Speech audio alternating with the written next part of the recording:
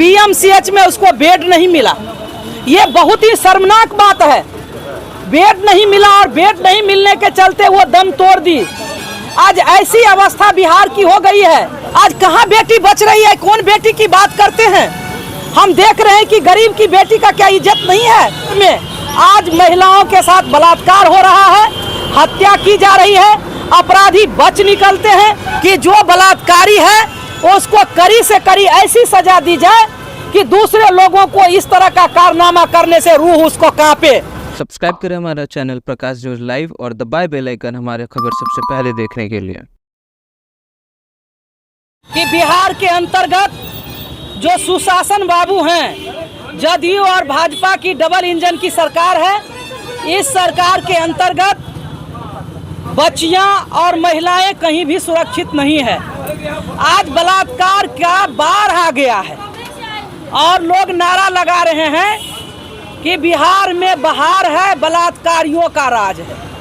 और ये बिल्कुल सही साबित हो रहा है, क्योंकि आज मुजफ्फरपुर हो, समस्तीपुर, मधुबनी, दरभंगा, सीतामढ़ी, पूरे बिहार के अंतर्गत जो दलित, महादलित, गरीब तबके के लोग हैं, उनकी बच्चियों के साथ बलात्कार करके उनकी हत्या कर दी जा रही है।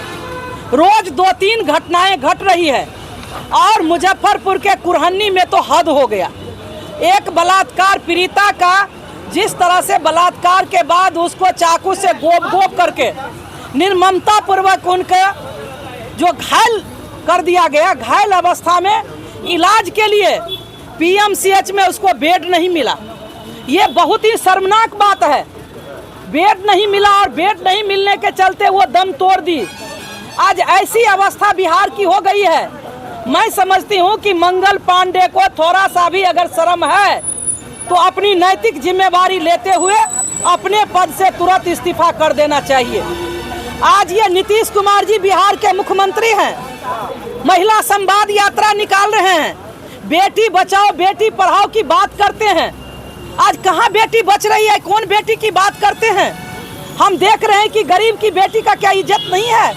आज जिस तरह की घटना घट रही है, 1 मिनट भी मुख्यमंत्री पद पर मुख्य नीतीश कुमार को रहने का अधिकार नहीं है। राह चलते हुए बेटी का अपहरण करके उसके साथ बलात्कार करके हत्या की जाती है। आपने देखा इसी मुजफ्फरपुर में बालिका सुधार गृह में जिस तरह से 1 दर्जन से अधिक बच्चियों के साथ यौन शोषण किया गया, उसका नरकंकाल मिला और उसको भी बचाने का काम किया गया।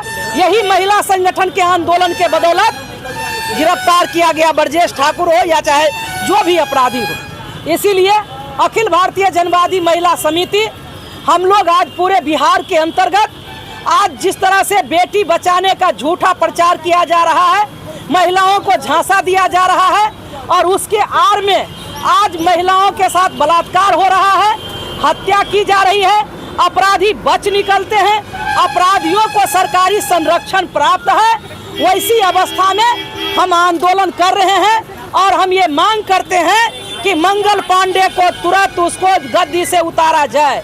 हमारी ये मांग है कि बिहार के अंतर्गत जहां कहीं भी इस तरह की घटना है, उसका एक्सपीडी ट्रायल के माध्यम से केस की सुनवाई की जाए। हमारी ये पुरजोर मांग है कि बलात्कार और जो हत्या की गई वो उसके परिजन को 25 लाख रुपया मुआवजा दिया जाए, उनके परिवार को नौकरी दी जाए।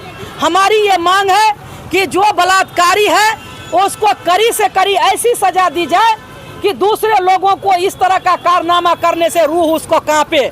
हम अंतिम में ये मांग करेंगे कि नीतीश कुमार जी, बिहार की गद्दी आपसे नहीं संभल रहा है, आप तुरंत इस्तीफा दे दीजिए और बिहार में मध्यावधि चुनाव कराइए। और इसलिए आज ये पूरे राज्य के अंतर्गत, आज जो भाजपा शासित राज्य के अंतर्गत तांडव हो रहा है, आज बिहार उससे अलग नहीं है। बिहार में भी ये हो रहा है। ऐसी घटना यदि फिर से दोहराई गई तो आगे आपका क्या रणनीति रहेगा? इस तरह की घटना रोज हो रही है और फिर दोहराई जाएगी और पहले जो भी घटना घटी है उसको कड़ी कार्रवाई नहीं होगी तो हमारी आंदोलन ये जारी है। हम मुख्यमंत्री के यहाँ पटना में घेराव करेंगे, जिला के अंतर्गत गांव-गांव हम इस मुद्दा को लेकर के जाएंगे। सुशासन राज की बात कही जाती है, महिला सुरक्षित नहीं है इस राज्य में। ये सुशासन नहीं, कुशासन है। ये बिल्कुल कहने में हिचक नहीं है, ये कुशासन है। और ये ऐसा कुशासन है जिसमें जो पीड़िता है उसकी बात कहीं सुनी नहीं जाती है। शासन की सरकार तो महिलाओं के बल पर ही चल रही है, ऐसा कहा जा रहा है। ऐसा कहा जा रहा है तो ये महिला को ठगा जा रहा है। आज वो जो नीतीश जी कहते हैं कि बिहार में 10 लाख जीविका दीदी के बदौलत हमारी सरकार है, जीविका दीदी को ठगा जाता है। मैं ये कहती हूँ कि माइक्रो फाइनेंस कंपनी से लाखों की संख्या में महिला लोन ली है और वो आत्महत्या कर रही है। वो कंपनी के द्वारा उनके लिए सरकार क्या कर रही है? कुछ नहीं कर रही है। वो वोट बैंक बना रहे हैं।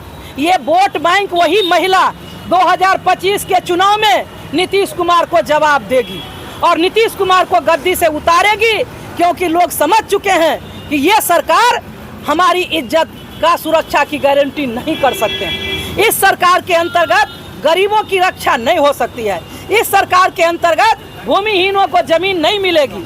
इस सरकार के अंतर्गत दलितों और वंचितों को अधिकार नहीं मिलेगी। इस सरकार के अंतर्गत जो आज आप देखते हैं टेम्पो वाले लोगों का टैक्स वसूला जाता है, वो नहीं बच पाएंगे। इसलिए इस सरकार को बदलना जरूरी है और महिलाएं बदलेगी। परिचय बताएं। अखिल भारतीय जनवादी महिला समिति की राष्ट्रीय उपाध्यक्ष रामपरी। सब्सक्राइब करें हमारा चैनल प्रकाश न्यूज लाइव और दबाए बेल आइकन हमारे खबर सबसे पहले देखने के लिए।